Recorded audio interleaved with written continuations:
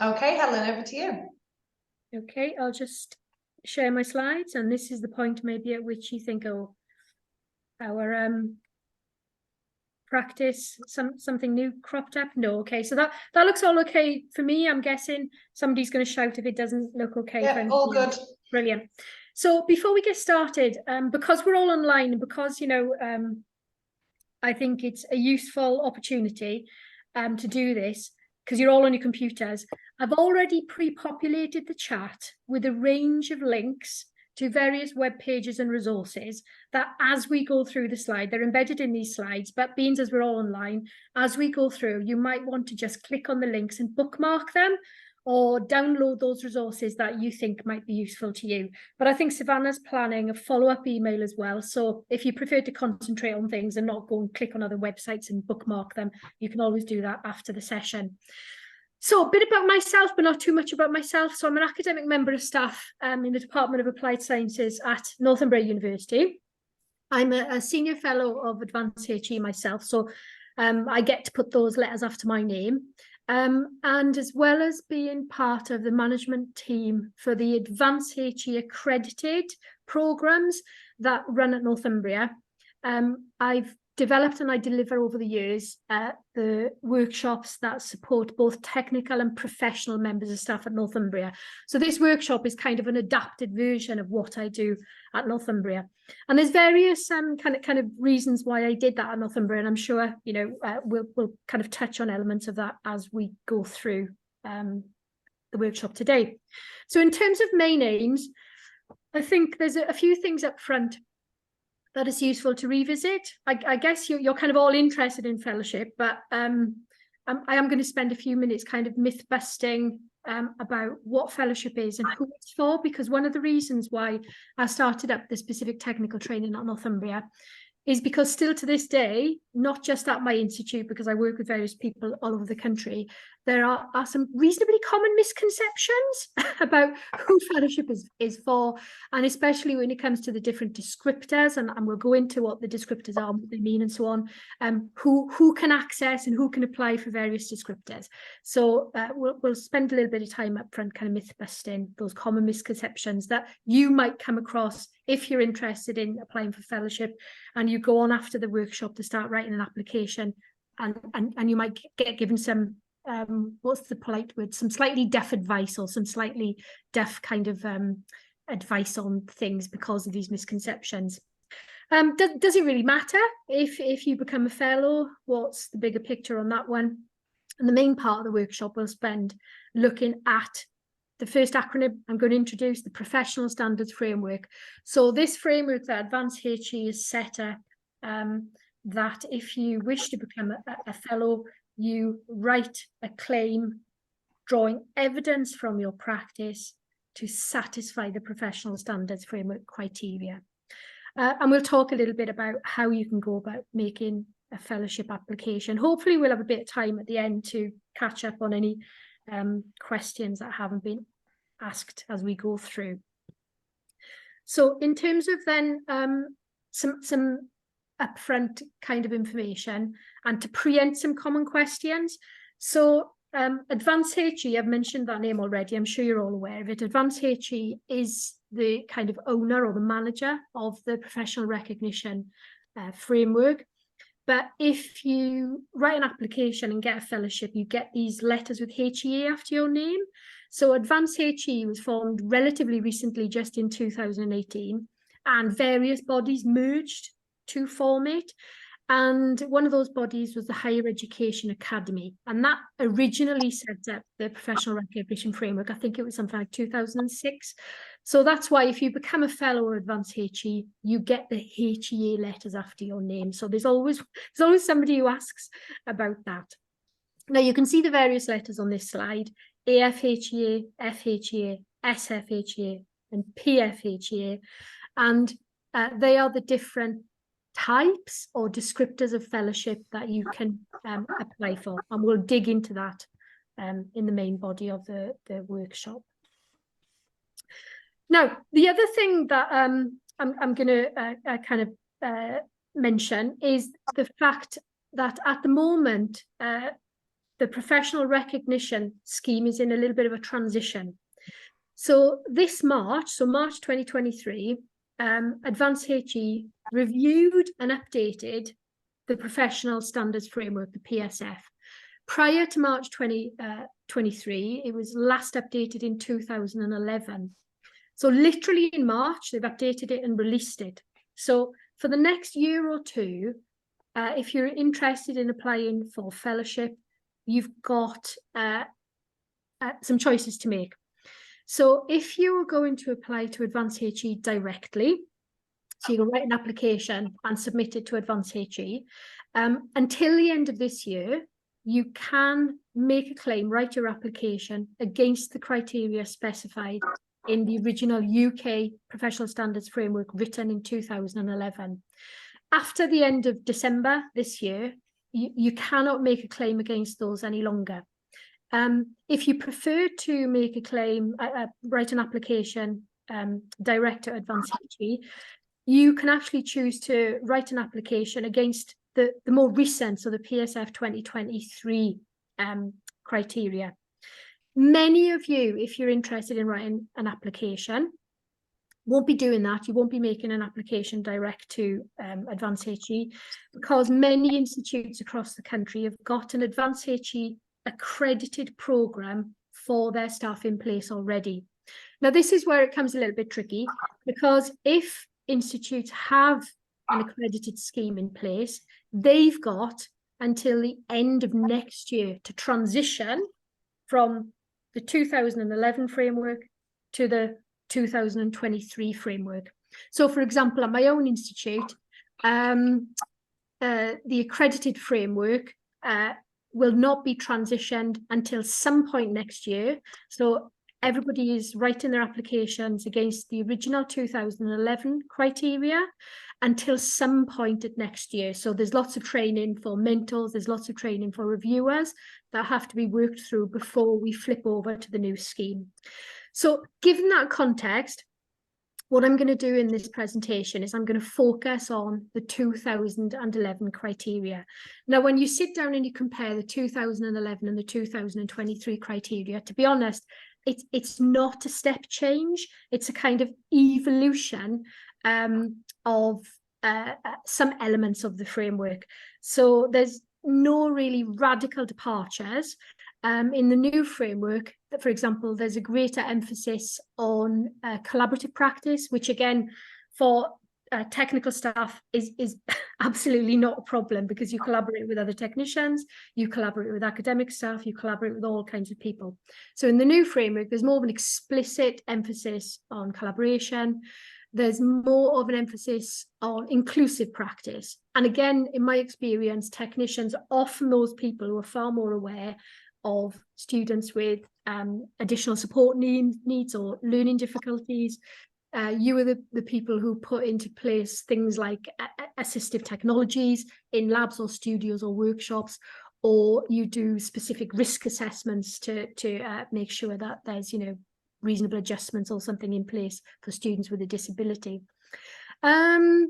So even if your institute has moved to 2023, today's workshop is still super relevant. There are slight differences which I'll pick up on as we go through the actual criteria themselves. So okay then, a little bit of myth busting. So what actually in a nutshell is fellowship? Who is fellowship for? And so I've literally cut and paste this statement here from the criteria themselves. And I'll read it out. Fellowship is formal recognition for being a HE professional who's effective at teaching or supporting learning. So it doesn't say here fellowship is for academics who give lectures and mock exams. So the Advanced HE framework is actually really inclusive and really quite flexible, but I kind of alluded to those misconceptions that sometimes cropped up. And so certainly not just at my institute, I know some academics think, for example, the technical staff can only apply for Descriptor 1 Associate Fellow, and it's only academic staff who can apply for any of the other descriptors. Complete rubbish. Any HE professional who can draw evidence of them being effective at teaching or supporting learning can apply to any descriptor as long as they can satisfy the criteria associated with that descriptor. So the one thing I will say about this, though, is that many institutes have the processes, the procedures, the kinds of application forms and so on are sometimes geared towards academic staff, because institutes like my own have got specific targets for the proportion of academic staff that it would like to achieve fellowship. So often the target is associated with Descriptor 2 becoming a fellow of Advanced HE. So again, for staff who fall out with that academic group, so technical staff, staff from professional service teams like careers teams who also play a key role in supporting student learning. Sometimes they might have to navigate around certain steps that are being geared towards academic staff. So I'm just mentioning that in advance. If you come to a specific institutional criteria and you might think, well, how do I, where does that fit in? Sometimes it's just a question of having a discussion with the scheme leader and making sure that you can still satisfy the institutional requirements as well as Advanced HE requirements. But fellowship itself, very inclusive, very, very flexible framework. It's for any HE professional who can evidence that they're effective at teaching or supporting learning. Oh, actually, now I've just remembered one thing. Here, a quick note about the name. The other reason for mentioning this, so Advanced HE, so if you become a fellow of Advanced HE, you get the FHEA, for example, letters after your name. The other reason why I put this slide in is if you go and try to search for information about any accredited scheme that you might have at your own institutes, you might not find anything if you try and search for HEA. So I know if I type in HEA to the Northumbria website, I will get nothing back. So it's useful sometimes to remember that if you're trying to search for information or resources about your own institutional schemes. So why does it matter? I'm not going to spend too long on this. I guess if you're motivated to do this, you'll have your own ideas about why it matters. But before hopping on the call today, I went and quickly checked the Advanced HE website. And regardless of what you think about the scheme, it's not just become a national benchmark for teaching quality in higher education. It's now an international benchmark. And I think it was July 2023, the figures were quoted against, and there's over 174,000 fellows in 100 countries. So it's not just a UK benchmark for teaching quality in higher education. It's an international benchmark for teaching quality in higher education. So 174,000 fellows. The majority of those fellows will be academics of some type. So at least when I speak to my technical colleagues, they're still in the minority. And so I guess fellowship, again, for technical staff, professional support staff, it does make those individuals stand a little bit above the rest of their colleagues. And certainly the technicians that I've mentored through our institutional scheme, some of them have left and gone for promoted positions elsewhere. And when I've kept in contact with them and asked them, and I've asked, did it come up at interview? And 9 times out of 10, it did come up at interview, and it stands out a little bit. I did a quick search on for jobs, technical jobs, to see whether or not fellowship has crept into job criteria. And I spotted it in 1 or 2. So if you look at academic jobs these days, the vast majority of academic jobs will say fellowship is required. And if you don't already hold it, it'll often be a requirement of successful probation. So you have to achieve fellowship as part of your probation. And I've noticed it creeping into professional service staff job descriptors and 1 or 2 technical staff. So I'm not sure whether or not you were aware of that. You probably know a bit more about that than me. However, the one thing that I would say fellowship is really useful for, and I'm a big advocate of it, is that actually at what point really during an academic year do you actually get to sit down and think, what do I do? Why do I do it? Could I do it any better? What kind of feedback do I get about my own practice? Is it uniformly positive? Are there some areas for improvement? If there are some areas for improvement, what do I need to do in terms of maybe additional training?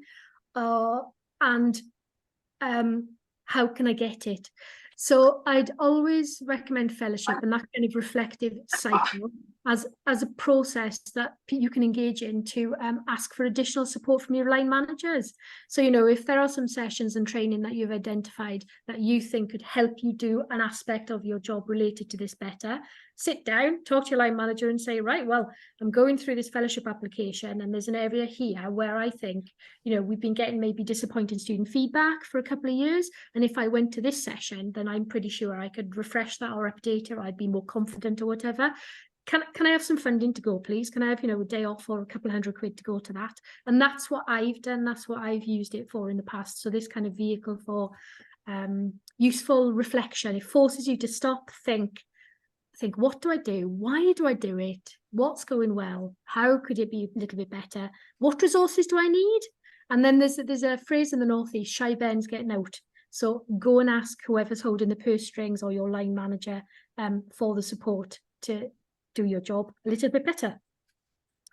And again, if you go onto the Advanced HE website and the fellowship website, there's you know, a growing kind of body of research and literature that suggests that institutes with higher levels or proportions of staff who are fellows get routinely, generally, there's a correlation. I'm not saying it's causative, but there's a correlation between higher student feedback and better student feedback, higher student satisfaction.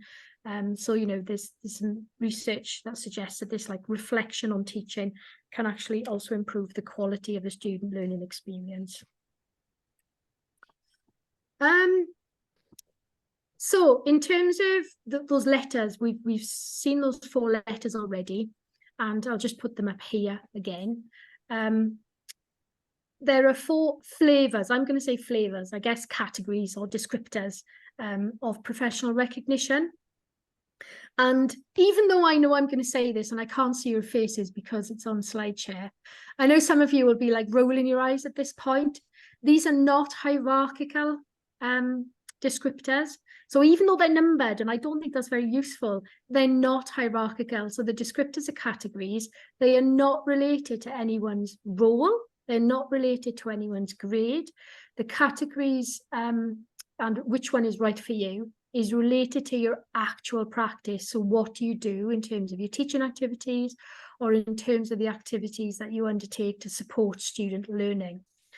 So even though I've said that, and I say every single workshop I do, I know people are silently thinking, oh, well, senior fellow is better than, or somehow better than associate fellow or fellow. It's not. So if you read the professional standards framework document for Advanced HE, these are described as categories, unhelpfully numbered, but they are categories. And I'll mention briefly what they are here, but we'll revisit this after we go through the criteria themselves. So descriptor 1 or associate fellow. So this is a descriptor that's most relevant to individuals who have a specialised role in either teaching or supporting student learning. Or it can be individuals who are new to those roles, so they don't have a lot of evidence to draw from. So, for example, if I'm thinking about my academic colleagues, associate fellow is probably the best descriptor for the majority of professors, because professors should and spend most of their time writing grants, writing 4-star research articles. The best use of their time is not engaging in a broad range of teaching or assessment activities or, you know, program leadership activities or module leadership. The best use of their time is research. However, they do often undertake very specialised teaching or supportive student learning, for example, student projects. So amongst my academic colleagues, associate fellow is probably the right descriptor for the vast majority of profs. Often associate fellow is relevant to many technical staff. So especially if you've got a very specialist role, you run a specialist studio, or you run a specialist laboratory, or a service like an analytical service, associate fellowship could be the best one for you. In contrast, fellow, these are for individuals who have much broader roles and encompass far broader types of activities, and they can draw on evidence from their practice to satisfy a broad range of teaching or supporting student learning types of activities. Often fellows they have to have a longer range of experience as well. So at least maybe 1 to 3 years would probably give you enough evidence to write a fellow application. The next descriptor, descriptor 3, senior fellow. Here, as well as an applicant needing broad levels of evidence to satisfy all of the areas of activity described in the professional standards framework, a key element for senior fellowship is an applicant also has to demonstrate, I think the terminology is a sustained impact on others who teach or support learning. So here it's that kind of leadership or mentorship associated with helping a team or your colleagues who also teach or support learning. And sustained is usually taken to mean maybe something like 3 years. So the impact, evidence of impact for about 3 years, as well as being able to draw evidence of broad areas of activity for teaching or supporting student learning. And last but not least, principal fellow. And principal fellows, as well as showing this commitment and being able to draw evidence from their own practice to satisfy all of the professional standards framework criteria, principal fellows have to demonstrate institutional, so cross-institutional work and evidence of leadership on things like policy or direction of certain institutional frameworks, or maybe even national or international work in a specific discipline or a specific area. So principal fellows are those individuals who are kind of leading on aspects of teaching or supporting student learning, cross faculties or cross schools, however your institute is set up, or inter-institutional, so nationally or internationally. Now, in terms of restrictions on who can apply for what descriptor, there are no restrictions. So Northumbria is accredited to award descriptors 1 through 3, and technicians have successfully gained associate fellowship, fellowship, and senior fellowship. So the first technician to gain senior fellow at Northumbria is one of my colleagues, Sam Bowerbank. I mentored her through the process. And since Sam, there's been 2 others, and another 2 technical colleagues in my department are writing their senior fellowship applications at the moment.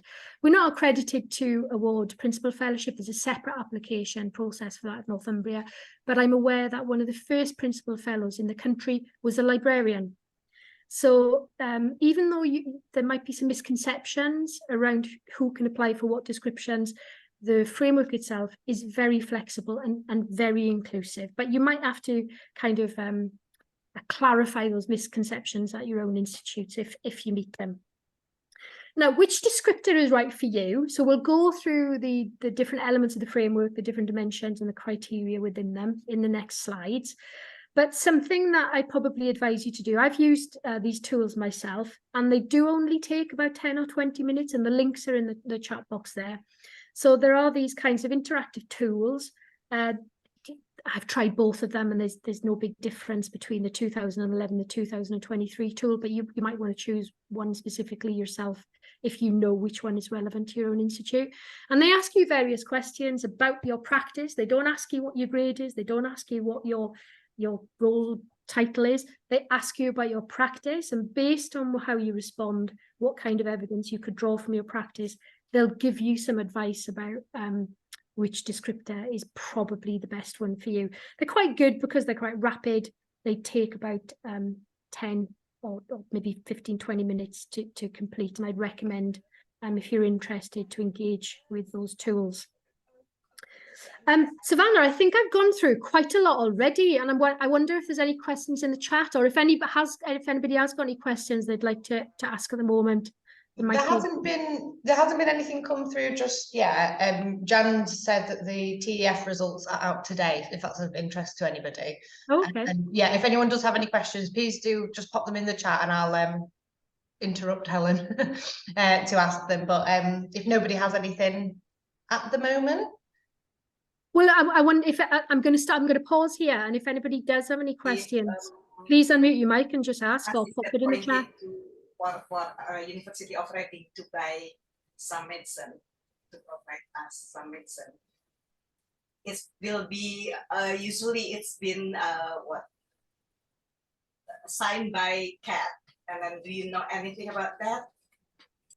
So Ellen, I heard you asked a question, but I think that the sound quality for me was a little bit poor. So I wonder if you can, did you hear that clearly, Savannah, or I wonder if Ellen can rephrase? No, not perfectly clear. If you want to pop it in the chat, Ellen.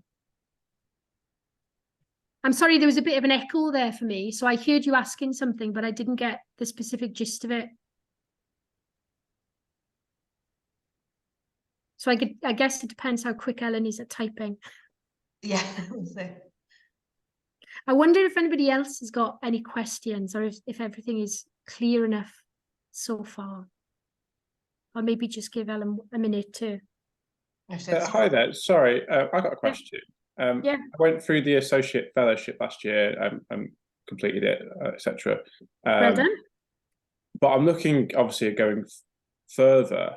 But is there a pathway more designed for technicians, or is it, because obviously I do a lot of teaching, so is it more designed for the teaching aspect of things, or can it be more technical based? So fellowship itself, so I'll just go back to that. I'll just go back to that slide. So that's what fellowship is. Fellowship is that formal recognition by Advanced HE for you drawing from your practice that you are an effective professional. So it doesn't matter what the context is. You could be an academic, you could be a technician, you could be somebody in the career service. It's a HE professional. You have to demonstrate that you are effective at supporting student learning. So if you do lots of, so I'm not sure, are you working in labs, or are you working in a studio? Yeah, a bit of both. So I teach lots of podcasting, audiovisual, okay. teach languages, and subtitling, and 8 modules a semester. Yeah, so it doesn't sound like you can have any different. So if you've already gone through associate fellowship, you know some of the criteria and so on, and we'll go through and look at the criteria. So if you are thinking about fellowship or senior fellowship, you have to evidence all of the criteria, all the dimensions of practice, and the difference between whether or not you decide to go for fellowship or senior fellowship is whether or not you're also doing some leadership or mentoring of others who teach or support student learning. So for example, if you are mentoring other technicians to adopt certain practices, or if you're teaching, or if you're helping academic staff in their modules, the right descriptor for you might be senior fellow or not fellow. So I mentioned Sam Bowerbank, my colleague who was the first technician at my institute to get senior fellow. When Sam came into the department, and Sam is a technician who is she's an analyst. She runs analytical services and equipment. So when she first came in, she didn't have that much experience, and she wrote up an associate fellow application, I guess a little bit like yourself. A few years later, Sam came back and said, oh, well, I think I'm going to apply for fellowship now. And I said, well, actually, Sam, I don't think that's the right descriptor for you, because by that point in time, Sam was training up other technical colleagues and PGRs who were demonstrating to students. So as well as having a much broader range of evidence and practice to draw from, she also had that evidence of impact. So when I'm thinking about these descriptors here, they're not hierarchical, and you don't have to progress from 1 to 2, 2 to 3, 3 to 4. At any point, you apply for the descriptor that's right for you at that point. So would that be like the ultra as well? Does that fall into that category of the ultra scheme? Sorry, we've got a thing with the University of Liverpool that we can do ultra, which is the University of Liverpool Teaching Recognition Framework. Okay, so what that might be, so each institute, if they've got an accredited, so is that the University of Liverpool scheme that's accredited by Advanced HE? Yes, yeah. Yes, right. So again, trying to find these acronyms, you've got to know at Northumbria it's Yeah, called of course, yeah. the NUPRS. So these acronyms are always different. Ultra sounds very, very fancy. I quite like that one. So That sounds fancy, doesn't it? Yeah. whoever thought that one up has got a good knack with acronyms there. So if that's the accredited scheme if that's the Advanced HE accredited scheme at Liverpool, that's the scheme that you'd write your application and submit it to. Yeah, I hope that makes sense. It does, brilliant. Thank you so much. I can know that's a jump from 1 to 2 now. Do you have to though? So so Advanced HE wouldn't say you could go from 1 to 2. Advanced HE says you apply for the descriptor that's right for you at that point in your time. Yeah. So yeah, that's what it is. Sorry, Helen, I'm going to jump in with a few more questions that have come. Yeah, go on. So one from Darshika says, hi, is it possible to apply when you are a research tech having lots of publications? So obviously, well done if you've got tons of publications. I'm jealous. But Advanced HE is for professionals who can demonstrate they're effective at teaching or supporting learning. So if you do some kind of training for project students or master students or any practical workshops or laboratories or anything like that, or workshops where you're doing that kind of research-led or research-informed teaching, then there might be some nice evidence there that you can draw from to discuss how you add value on research-led or research-informed teaching. But this scheme is for people who are effective at supporting student learning. So it's not for research, although research can be relevant. For example, if your institute really wants to enrich the students' understanding of research techniques or research-led or research-informed teaching, there might be a piece there, but it's not looking at the quality of your research, unfortunately, or the number of publications you've got or anything like that. Does that make sense? You might want to add a follow-up question. Dashika's nodding that it makes sense. So yeah, thank you for that, both of you. And then another question from Andrew. Would a departmental health and safety officer fit into this scheme?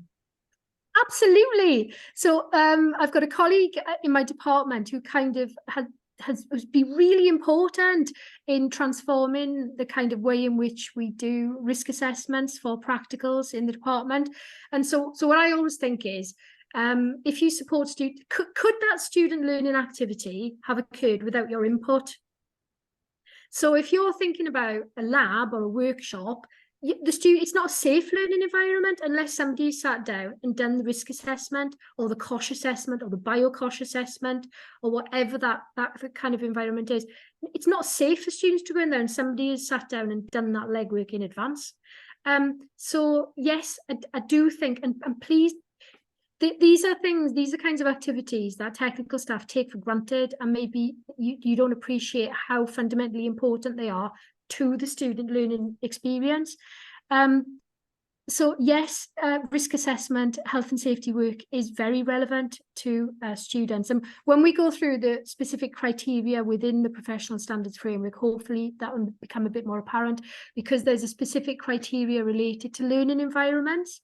And a really important part of that is safe learning environments, because you can't be going into, machine tool shops or labs or anything like that unless they're safe and unless the students know about the hazards and they know how to, work safely within them. And often it's technical staff that do all of that really important work. So thanks for that. I probably would have forgotten to mention that. So that's a really good question. And it's relevant to everybody. So when it comes to, again, what you're expected to do when you make an application is to evidence that you remain in good standing. So your CPD is very important, keeping up your vocational kind of qualifications and experience. And I'm absolutely positive. So again, this year, some element of COSH has changed, and now we've got to do all of these different forms and things. I just go to my technical colleagues and say, tell me what I need to do to make sure that my labs run well and all the students and everybody is safe. So don't take those kinds of elements of your practice for granted. Yeah, does that make sense? Yeah. Please ask a follow-up question if yeah, I'll let people answer if that makes sense. I can't see many people on screen, but yeah, it's probably worth kind of signposting to the MI Talent report that's really recently come out about health and safety as well. So hopefully people within roles like that will get a little bit more recognition of the impact that has on teaching and learning. yeah, absolutely. Yeah, and then just two more comments. So one from Jan saying that Liverpool Uni loves acronyms, and I think that's probably HE as a whole, not just Liverpool. And then a comment from Neil. Neil, I don't know if you want to pop off mute and just talk through that, so I'm not reading in my monotone voice. Yeah, well, I've got a monotone voice too, don't worry. Yeah, I was just a comment to say that over the kind of summer when we've been quieter, I've been applying for so Descriptor 3, so senior fellow. So I'm associate fellow just now, but about halfway through that process, I kind of realised through some feedback and conversations with some colleagues at Napier, where I am, that to apply for senior fellow, you need to evidence that every single example needs to showcase that you are influencing colleagues. Whereas I had thought in the first instance that maybe it just had to be a few of my examples. So I don't know if it works like that everywhere, but what we do is we have a thing called RPAs, which evidence examples, and we have to do about 10 of them for senior. And yeah, only a few of mine were influencing colleagues. So I got some feedback to kind of say that. And now this semester, I'm going to apply for fellow so to show that influence in students, because that's kind of what I do in my role every day, and I kind of evidence that that's the case as well. So it's more a comment than. Yeah, so Neil, that's really interesting. Literally, I think it was Tuesday, I was speaking to a colleague of yours at Napier, but not in the technical department, in the professional services department. So it's the first time that I've come across that variation. So every single institute has a variation upon a scheme. So Northumbria, for example, is really wants evidence of engaging in peer observation and support. So your institute, it's these reflective practice. I've forgotten what the A stands for. Oh, okay, so if you don't know, so there's these reflective practice. I think it's an account, isn't it? Which are these snippets that you write up, and then after that you write a claim against the descriptor that you're going for. Yeah. Definitely go back and double check that every single one of them has to show impact on others. I would definitely go back. Yeah, and the other thing. Sorry, yeah, Helen. Yeah, they did say that to me, that every example had to. Yeah. Okay. So the other thing I would say there is, don't restrict your evidence of impact on others to your technical colleagues. So if you are influencing academic colleagues, if you're influencing influencing individuals in a centre, so if you've got that dialogue, for example, with some kind of central health and safety person, you are having that collaborative dialogue between how you might be implementing central rules, regs, processes in your individual practice. So don't restrict evidence of impact to just technical colleagues. It's any HE professional. The other thing you might want to think about there is any mentoring you do. Yeah. As well as that kind of leadership of modules or workshops, or I can see you're in some kind of, is that strength and conditioning? Yeah, sports science lab, yeah. Sports science, yeah. So you might want to bring in other people. So do you do anything with occupational health or physiotherapy? So I guess what I'm saying here is, in academia, as well as people have already said, love of acronyms, but also we do sometimes tend to think with blinkers on. So think of this as a very broad church. So it's not just your technical colleagues, it's academics, it might be professional support, it might be individuals in the centre, health and safety teams, or registry, or whatever. Perfect. Thanks, Helen. Perfect. Anything else we can pick up on, Savannah? Thank you for that, Neil. Yeah, there's just one more final question, Helen. Yeah. It's, from Dan, are there specific academic qualification requirements for each of the categories? Nope. There you go. There's your answer, Dan. Nice and clear and quick. And then one's just come through from Peter. Can functions and duties I perform as part of my role as trade union health and safety rep be used in my FHEA application, or does it have to be work done directly for my employer? Oh, good question. I think the answer on that is it depends. So can I park that? Because I think what we're going to go on to now is we'll go and have a look at, so each of these dimensions within the frameworks, these dimensions of practice, and they've got specific criteria. And so when I'm thinking about those external activities, they might be relevant to some of them because there's a criteria related to acknowledging the broader context in which HE operates. So there might be something there that you can bring in. And when we look at that and we talk through them, you might actually kind of like answer your own question there, if that makes sense. Perfect. That's great. And that's, yeah, Peter says thank you, and I'll hand back over to you, Helen. Okay, so let's go through then. So the main maybe for the next maybe 20 or a little bit longer, depending on how many questions there are. So we'll look at these dimensions of the framework, and this kind of like little graphic here is quite nice because it shows that they're all interrelated. So there's 3 dimensions. There's areas of activity, that's what colour would you call that? Kind of bluey green, let's say green. So areas of activity, what HE professionals do in the practice related to teaching students or supporting students learning. So what we do routinely on a day-to-day basis. Then there's that purple bit of I'm going to say this is like a 3-petaled flower. So there's a green petal, there's a purple petal, core knowledge. So these are the skills, the competencies, the qualifications, the experience we have that makes us able to be effective practitioners. So it basically allows us to undertake the areas of activity that we do. And then last but not least, there's that blue petal, professional values. So the manner in which we undertake the activities that we're employed to do. So each of these have got individual criteria, and we'll go through them one by one, and please ask questions as we go through. So I think we'll start off with areas of activity, and then there's a slide after that about core knowledge, and then the last slide is about professional values. So there are 5 areas of activity. And so let's go through them one by one. So the first one, design and plan learning activities or programs of study. So it doesn't say here, write and give lectures. It doesn't say design a BSc biology. I come from a biology department, or an MSc, whatever. It's very, very broad and inclusive.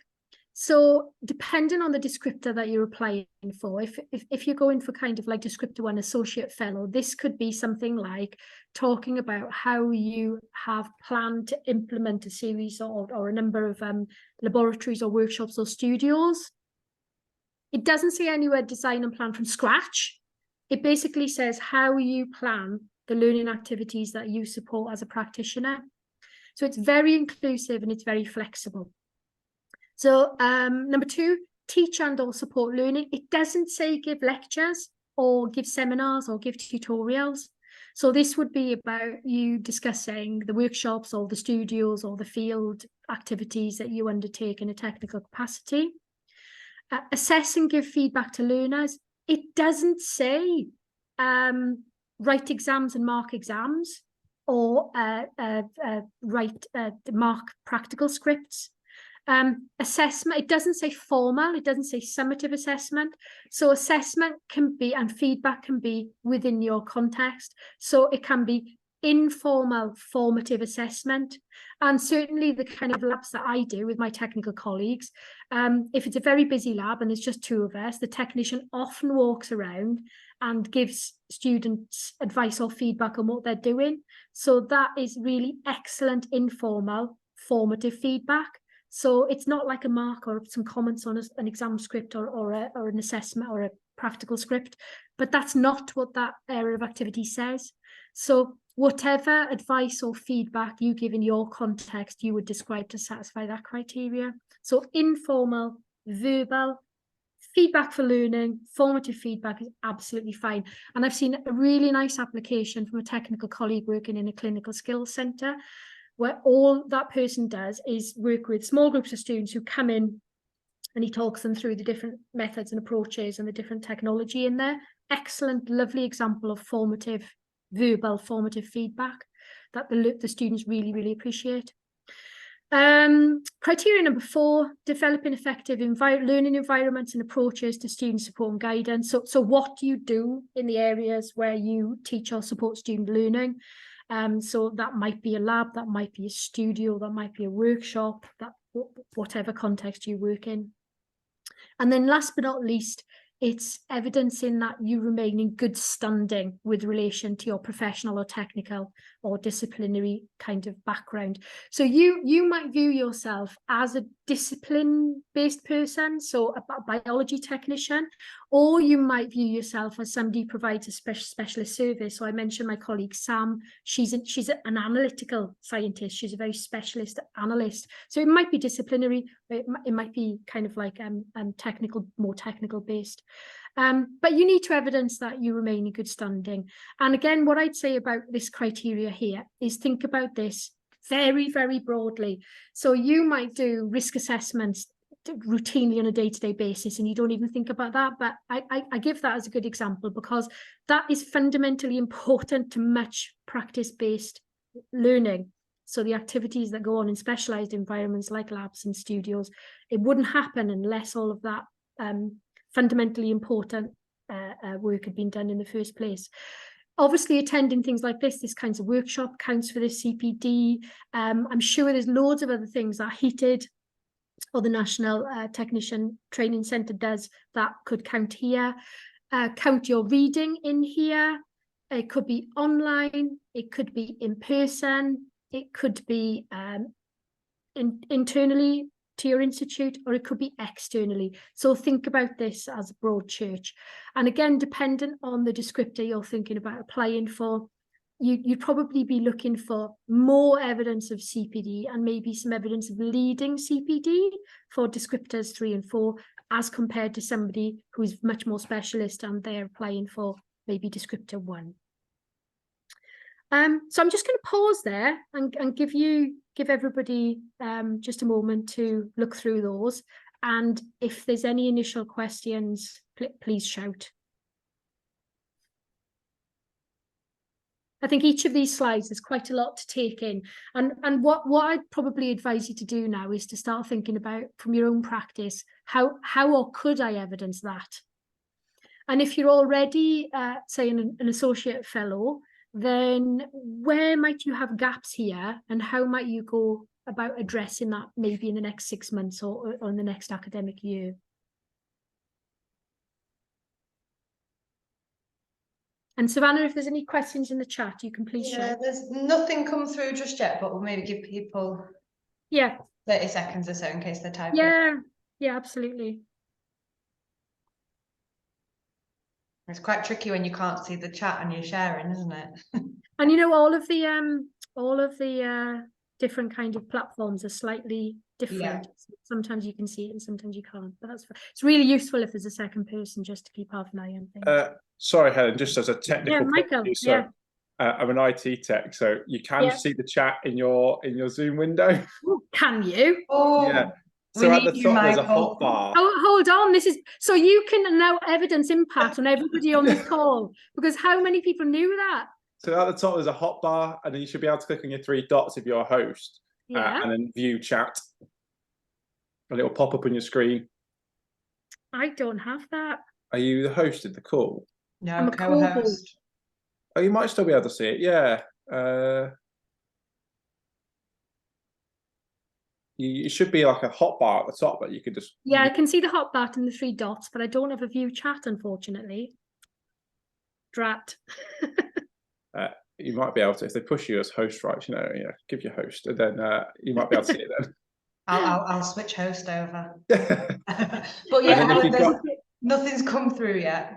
No, and if you have a second screen, you can put your chat on the second screen. Yeah, no, I limit myself to 1 screen because I don't know what would go wrong with 2. Okay, so I'm assuming maybe there's no immediate questions about the areas of activity 1 through 5. So let's have a look at the core knowledge. Now, in PSF 2011, there's 6 core knowledge. In the most updated versions, PSF 2023, K1 is gone. And I guess that makes a little bit of sense because K1, the subject material, what this is about really is introducing yourself in an application as a well-qualified, well-experienced HE professional.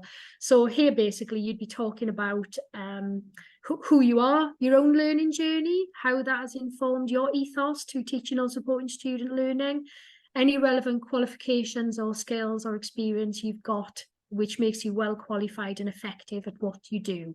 So that's gone in the new PSF 2023, and I can see why they've cut that, because it's a little bit self-evident in terms of applications you read.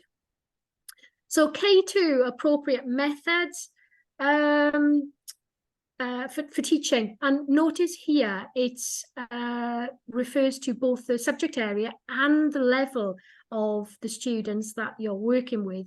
So I've seen some lovely applications here where either individuals have talked about the purpose of learning from practice or experiential learning within their areas. So for example, illustrating quite complex theories or concepts that are covered in lectures, but bringing those to life and illustrating them in practical environments or laboratories or studios.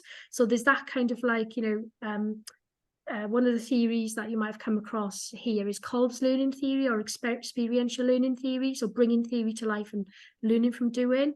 But the other thing I've seen in some nice applications here is talking about the different ways that you teach different groups. So for example, first years coming in or foundation level students, they will have had really quite variable experiences in terms of practicals, depending on where they come from. So often foundation year or first year is about bringing everybody up to the same level and teaching them the basic skills.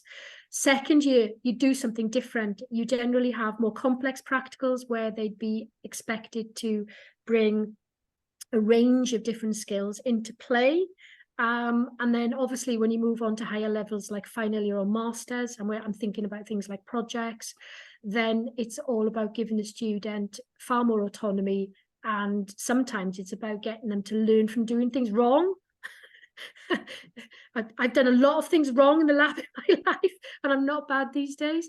But then it's all about so I've seen some lovely applications, not just talking about what practice learning from doing can do in the discipline, but sometimes it's about progressing teaching in different ways or supporting learning in different ways, dependent on the level of where the student is, first year, second year, final year, and so on.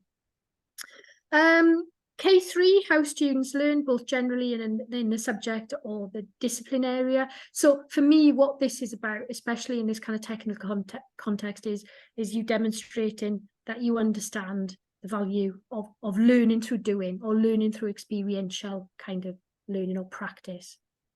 Number 4, the use and value of appropriate learning technologies. This can be lab-based, workshop-based, studio-based, whatever is appropriate for your discipline or your service area would be relevant to bring in for that one. K5, methods for evaluating the effectiveness of effectiveness of teaching. So here it's about what feedback do you get, especially what feedback from students do you get. And you're not expected to give kind of formal evidence of student quotes from things like module evaluations or program evaluations or from the NSS. If you've got access to that kind of information, brilliant, put it in. But I often know that getting access to that kind of information is quite difficult and impossible in some instances. But you can ask to get that information from academic colleagues who might have access to it more readily, or you can ask your academic colleagues or your technical colleagues to actually ping you emails about feedback that they are aware of about your practice from students or from other colleagues, technical colleagues, or from academic colleagues. You could also think here about engaging in some peer observation and support, and then including the feedback that you get from the people that you engage with in that process to include in your applications. And then last but not least, the implications of QA quality assurance and QE quality enhancement for academic and professional practice, with a particular focus on teaching. So this is the criteria that's often ignored by lots of people when they're writing their applications, try and politely forget about this one. Especially academic staff, I would say. I would go so far as to say if I ignore this one, perhaps the reviewer won't pick up on it. But no, generally reviewers do. So please don't ignore this. So if you're going for descriptors 2, 3 or 4, you have to satisfy all the criteria. Don't ignore this one, is what I'd say from a reviewer perspective. So what I would advise you to think about here is actually your own context, your own practice, and what is the relevant QA or QE procedures, processes, or forms. Do you have any kind of objective data about the support you provide when it comes to you supporting student learning? That could be internal, it could be external, it could come from colleagues, it could come from students. Is there anything on the module that you could ask your, especially academic colleagues, to have a think about, if maybe some element of the practice you support is assessed or something like that? But don't ignore this one. It's going to be very context specific, but just don't ignore it. So again, here you could bring in things from peer observation support, or any mentorship or any group discussions that you have. It doesn't have to be individual. Bring something in here, try and bring something in. Helen, we've got a question in from Neil, who's asked, what about direct feedback emails from students? Would that be absolutely fantastic? Yep, absolutely. Yep, definitely. But that would still count as evaluating effectiveness. Yeah, perfect. Yeah, as long as it relates to something, you know. So if it's just are you coming down the pub after work? But if it relates to something that you've done, supported that student or helped them or whatever, that's good. And also think about this from a critical perspective. So you're not just looking for student feedback that says that, oh, everything you do is brilliant. Sometimes some of the most useful feedback is, this was really, really good, but I found this bit difficult. And that might relate to the practice that you're talking about. So you've noticed that, for example, some students in whatever kind of environment you work in are routinely misunderstanding this, and it might be related to a learning need or a learning difficulty, and therefore you've changed something about your practice to make it more inclusive. So yeah, it doesn't have to be uniformly positive that can evidence effectiveness. It can be something a little bit more critical, and that gives you then the rationale for change and enhancement. So think about it broadly. Perfect. Neil says thank you. Anything else that anybody wants to ask at this point about the K values? Now, in the 2023 criteria, these are all, some of them are slightly phrased differently, but it's an evolution. There's no kind of step change. The only big difference is that K1 has gone. So there are 5 areas of activity in PSF 2023. There are 5 core knowledge, and we'll get on to the final dimension of practice, professional values. And in the 2011 ones we're looking at now, there's 4, but in the 2023 ones, there's 5. And the 5th one is collaboration. So you've got evidence that you collaborate. But I don't think I've ever read an application coming from a technical member of staff that hasn't talked about some element of collaboration. So again, that's not going to be a problem for technical practice. So professional values, this is the 2011 PSF, and there's 4. So this is the manner in which we conduct ourselves. So number 1, what you're expected to do here is basically discuss that you are aware that, you know, there's diversity in student cohorts, and how are you inclusive, and you work with individuals within your kind of practice. And again, this isn't really difficult, because does anybody work in a university where there's a bunch of uniform 18-year-olds that all come in with straight A's at A-level, and they all think the same and act the same and they respond the same to different materials? We don't work in that kind of context. So we all have very different kinds of differences in our classes and in our institutes, and that's what number 1 is about. So how do you you're aware of the diverse needs in your cohorts, and what do you do to make sure that individuals can thrive in whatever practice that you're doing? So V2 there, promote participation in higher education and equality of opportunity. So how do you encourage take up? How do you encourage students to succeed? And how is that reflected in your practice?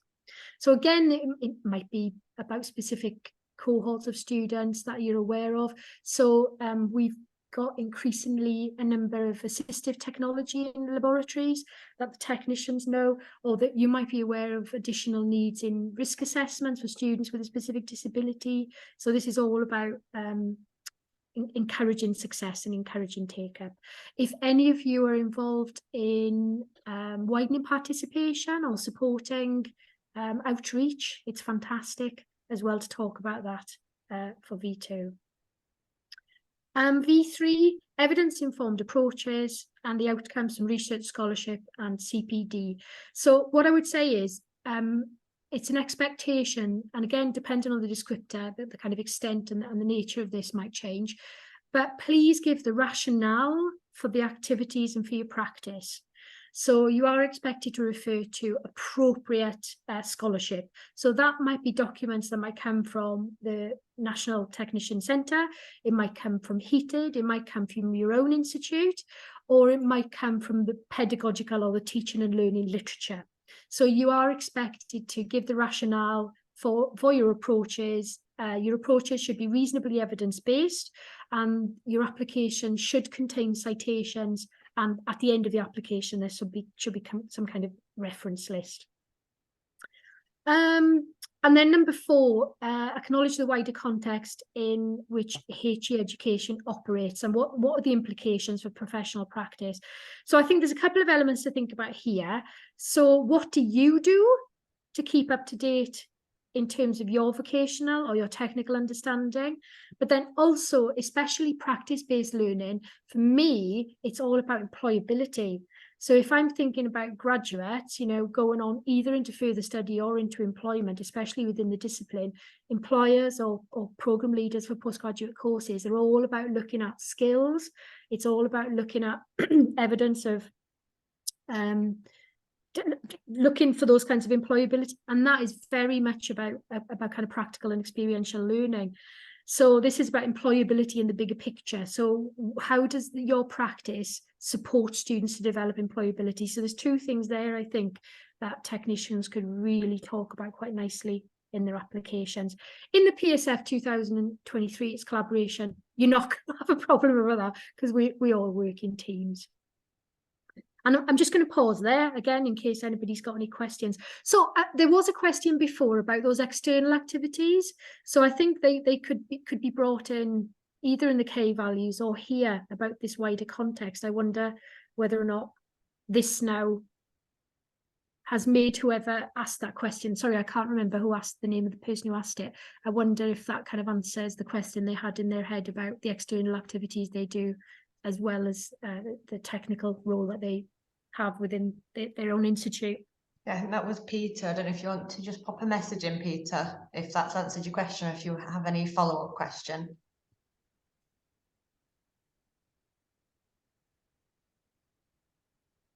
Or has anybody got any questions about these, the professional values? So Peter says, I'm okay, thanks, this is great. And then Neil says, Helen, me again, sorry. Does this mean I can evidence my practice with non-academic resources? So publications from NTDC or HEaTED, as you mentioned, and not necessarily, testing me here, pedagogical research. Oh, is that pedagogical research? There you go. Thank you. Pedagogical or pedagogical? I don't know. I can't. I'm going to start. I'm going to start speaking Wenglish there, okay? But so if was it Peter? If it was Peter there, Peter, if you were here, I'd slap your wrist. It's not non-academic publications, it's professional publications.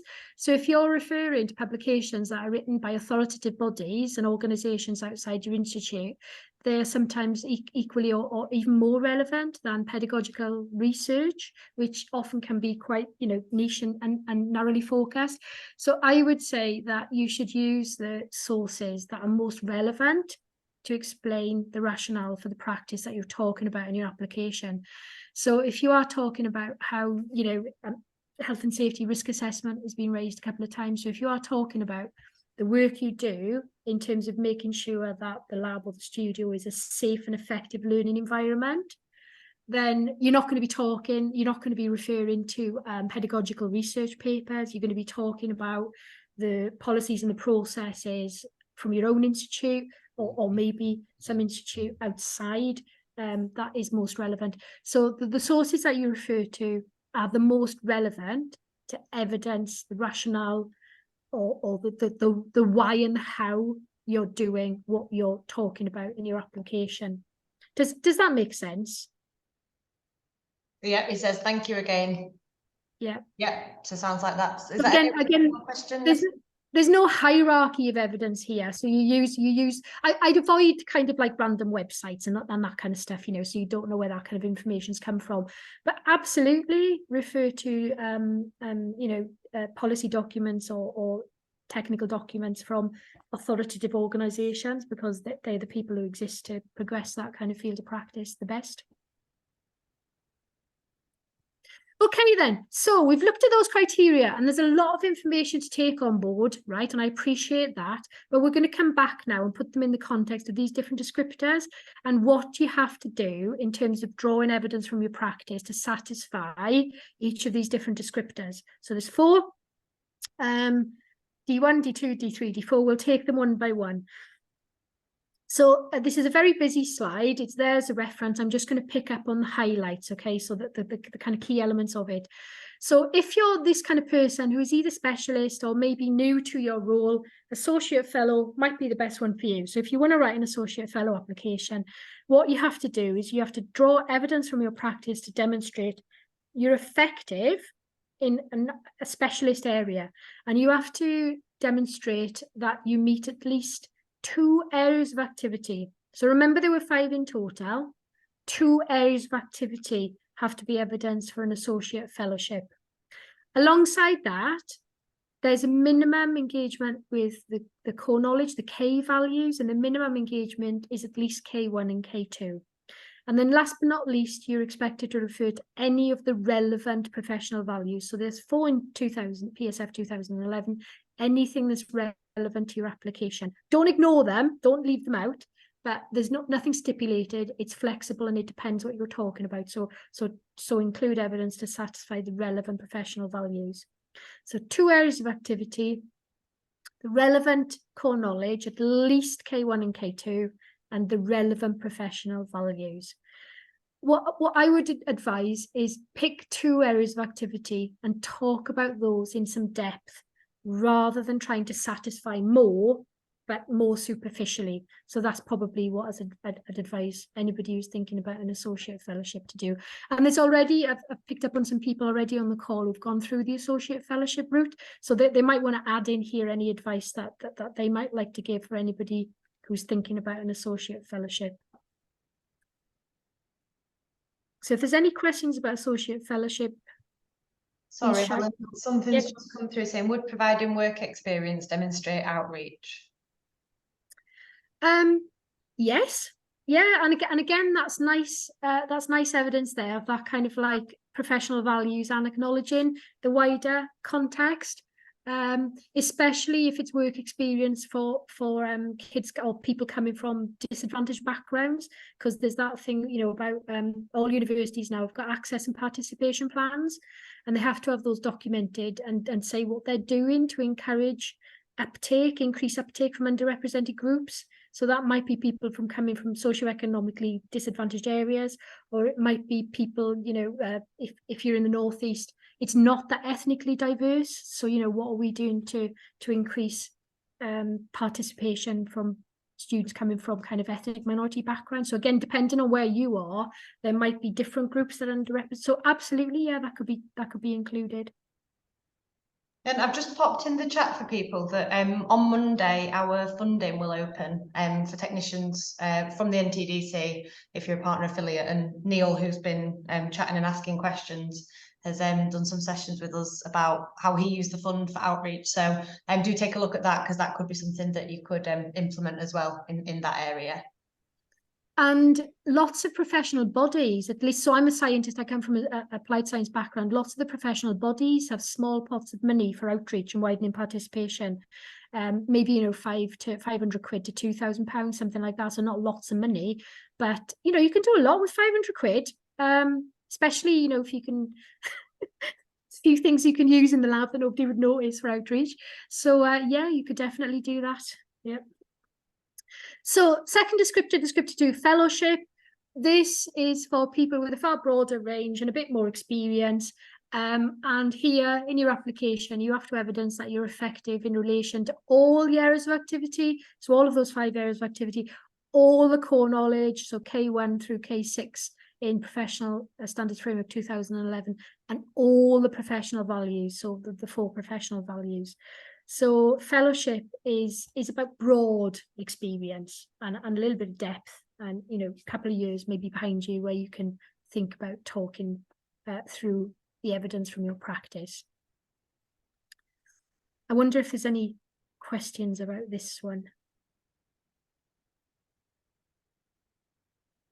So this is all really about talking about change and enhancement, thinking about student feedback, your impact on students.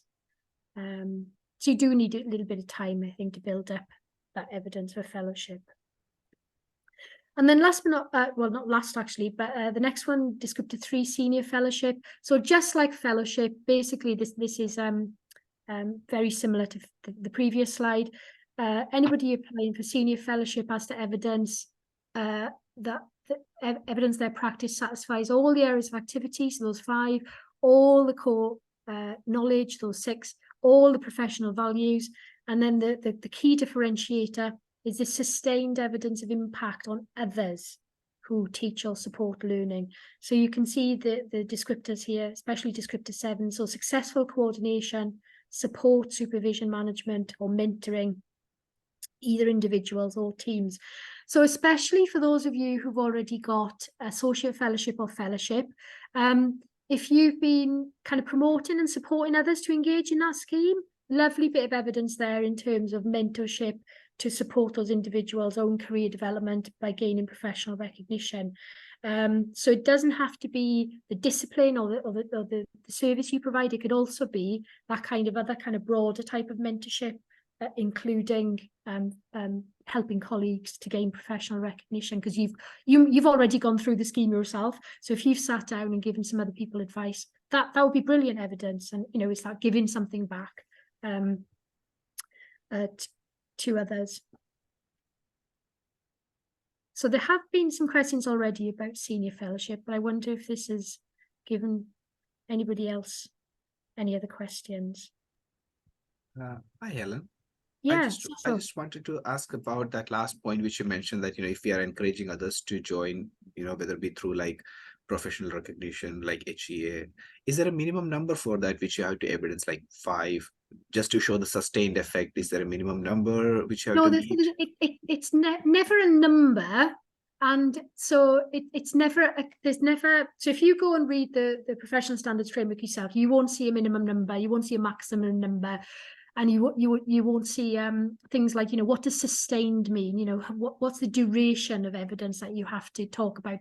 But what I can talk about here is about my experience as a part of the Northumbria accredited scheme. So I'm a part of the mentor network, and I'm a part of the management group. And so we go through these discussions. And so what I can discuss is my own context. But again, it might be different at different institutes. But what you're looking for, sustained generally means, but it's generally, there are exceptions, but you're looking really for at least 3 years evidence of impact of that. So, if you've been mentoring for the past 6 months or a year, great. But we'd probably want to see a bit more, because how many people can you mentor in 6 months or a year? Whereas if you're mentoring people continually for 3 years, then you can talk about a whole range of other issues that you've brought in, because nobody's going to be the same, and the mentorship issues are never going to be the same. People have got different needs, and you can talk about how you've been responsive to different people in that context. So sustained's usually taken to be about 3 years, and there's no minimum number, but you'd expect to see more at senior fellow, for example, if you're talking about mentorship or CPD activities, than for the other descriptors, because senior fellows should be reasonably experienced people. They should have been, in HE for a number of years, and a number of years longer than fellows or likely associate fellows. Not necessarily always, because again, you might get a really experienced professor, but they'll go for associate fellowship because they're very, very specialised in their teaching or supporting student learnings. So you won't see a number, you won't see a specific number, unfortunately. Thanks, Helen. That makes sense. Thank you. assuming there's no other questions, or if there's some in the chat, you can shout, Savannah. So again, Principal Fellowship. So at Northumbria, we're accredited to award descriptors 1 through 3. Principal Fellow is a different process. And this is for highly experienced individuals who are working across departments, across faculties, across schools, across service teams, and they're influencing institutional policy and strategic direction. And maybe not even in their own institute, they might be, if it's a disciplinary kind of activity, they might be leading nationally or internationally on these. So these are highly experienced, often senior staff with very wide-ranging kind of activities. So this is mostly, well, typically talking about things like, professional structures at a level of a discipline, or policies, or strategic kind of things like frameworks, so how a framework might have been changed by someone's practice or someone's work. So and again, sustained here, it's even longer than for a senior fellow. So I'm not exactly sure about this because we don't award at Northumbria, but I'd imagine it would be significantly longer than kind of a senior fellow, which is about 3 years for that evidence of impact to be evidenced quite well. So I can try and field questions about Principal Fellow, but my knowledge on this is the area that we don't award on at Northumbria, but I can try and field some questions. Now, in terms of, with half an eye on the time, I did say I'd try and leave a few moments just to maybe wrap up. So you could make an application to Advanced HE directly. If you're applying directly to Advanced HE, reminder that you can apply against the PSF 2011 until the end of this year.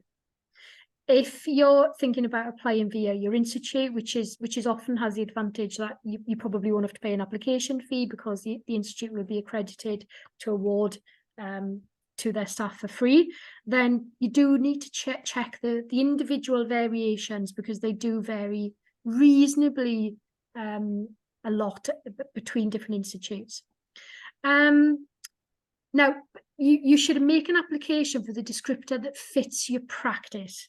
And I'll add question once. Well, if I write a senior fellow application and I don't get it, will I get a fellowship?